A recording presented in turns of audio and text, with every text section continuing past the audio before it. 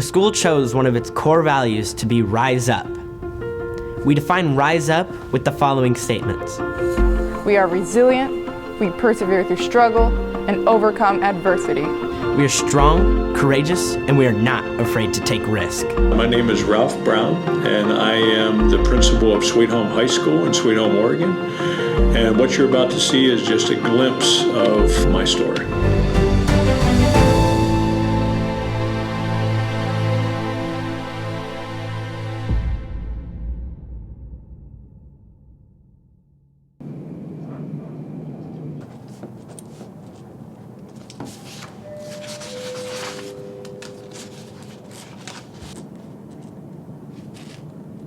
Hey, Julie. Hey, is the boss in? I'd sent him an email this morning about that, the Medicaid billing deal. I didn't know. Drew Ryan for I'm not sure how many years until finally he did. Until Ryan moved. Let's go, Commander. Sorry. May week's coming up? Yes. I've had some talks with a couple of teachers.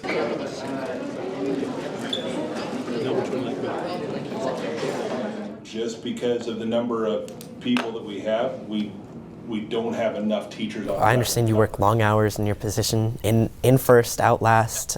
What keeps you going as a principal? I used to try to be in the first person. Now I think Andy beats me in every day. But I'm usually the last guy out at the end of the day. And Darren's here every morning before but usually the last guy out. At the end of the day, I'm having to work on paperwork. At times calling parents late. I can usually, if I'm there at 6 or 7 o'clock, I can usually reach the parents because often our parents will work. I think I get my sort of strength and inspiration from the students. A lot of our students have similar backgrounds. I mean, they maybe grew up poor, everybody's had struggles in their lives. And that's a big thing that, everybody's had struggles. If you're a person without struggles, you're not a person, you're not alive, man. Everybody's had stuff they faced. Can you tell us a little bit about your background, where you grew up, and like how your home life was?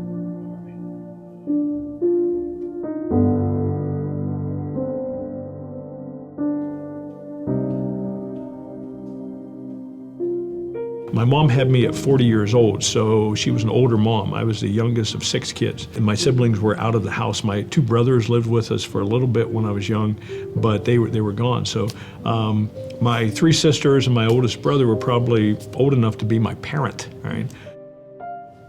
Growing up, like I said, we raised into projects, but it wasn't like crazy projects like sometimes people think of a big high-rise building and they're shooting and all that.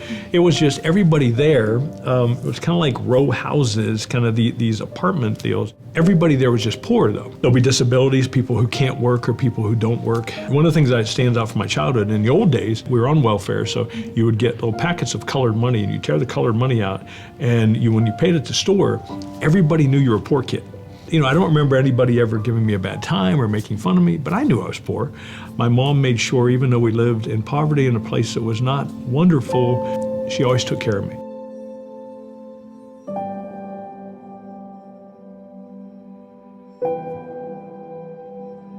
Was it hard imagining what your future would look like when you were younger and growing up? If you would have told me at my age, your age, when I was a kid, that you would be a teacher someday and that you'll be a principal someday, we probably would have gotten a fight.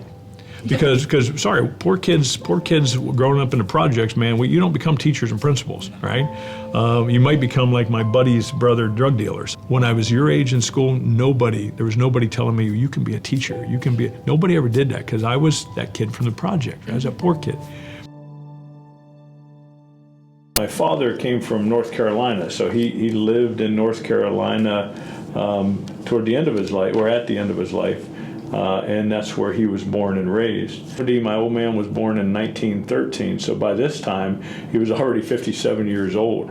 And so I never knew my father as a young man. He struggled with alcohol, and I remember as a kid, one time we were driving, and on both sides of the road was like an irrigation canal, and the car was swerving back and forth because my dad was drunk. He always carried a bottle under his seat. I found this picture, and it's almost like we're standing there together. I'm leaning into my dad. This one's the only one I saw where I was kind of close to my dad in the picture. My dad liked to fish, my dad liked to hunt, and he never really took me, maybe a couple of times doing those things. I don't remember my dad ever kissing me, like goodnight, ever telling me he loved me, ever like giving me a hug. So those things are some of the things that were a little bit painful. The alcohol situation, it stayed with him his whole life. Cirrhosis of the liver is what ended up taking his life. What do you think was the turning point in your life? Like, when did you realize that you could overcome adversity? My brother was like I say, he was there, but not all the time. So for me, it was coaches. Always trying to please the male role model in my life, the coaches and stuff. And it would really hurt my feelings. I mean, I was sensitive to the fact if I let them down. So I joined the Army, 19 years old. I'm standing in front of a drill sergeant. They yell at you. They make you, they yell for everything, right? Yeah. And so I just break down. I was reading my little journal last night that I kept during that time, and I just broke down. I just lost it. And then the drill sergeant, I'm thinking now, back to those days, drill sergeant would have only been 25, 26 years old. I was 19. He was probably freaking out. He wasn't trained to be a counselor. It's like, what's going on, man, with this kid, this guy that's crying in front of me, right? To end it, I said, he dropped me for push-ups. You know, it's like, I can hear him now. It's like, Brown, give me 20. And so I get down and do the push-ups, and it kind of ended that situation, right? But that was a turning point. From that point on, it just kind of got, I'm done trying to please other people. I'm going to do the very best I can. And so I went on and worked my butt off, man. I went in basic training. I was a little overweight. I went in about 219. I came out at 190. I earned a position of an honor graduate in basic training. I was voted in the beginning of basic training as a squad leader, and the drill sergeant just laughed. He said, we don't vote you in, this is not a democracy. So he took the squad leader thing away that had been voted, gave it to somebody else. Partway through the basic training, he came down and took it from this guy and just threw it in my chest. You're the new squad leader, Brown, and walks off.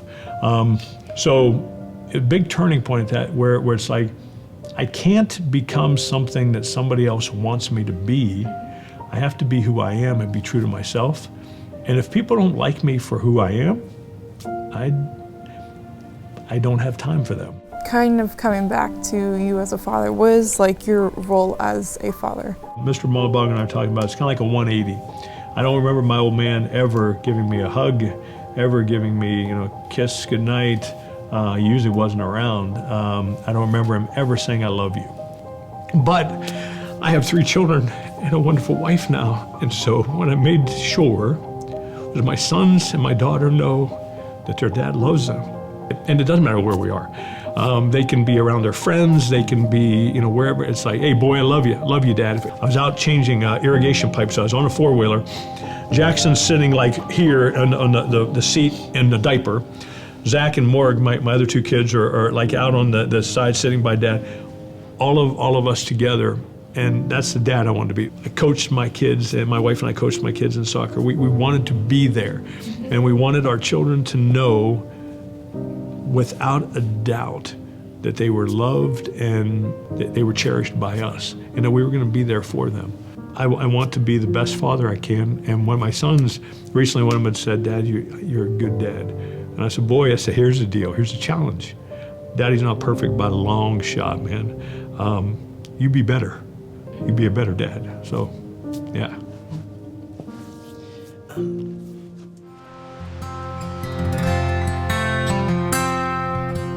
We feed them, and then they give us eggs. So I'm going to go see if they left us any eggs this morning. All right.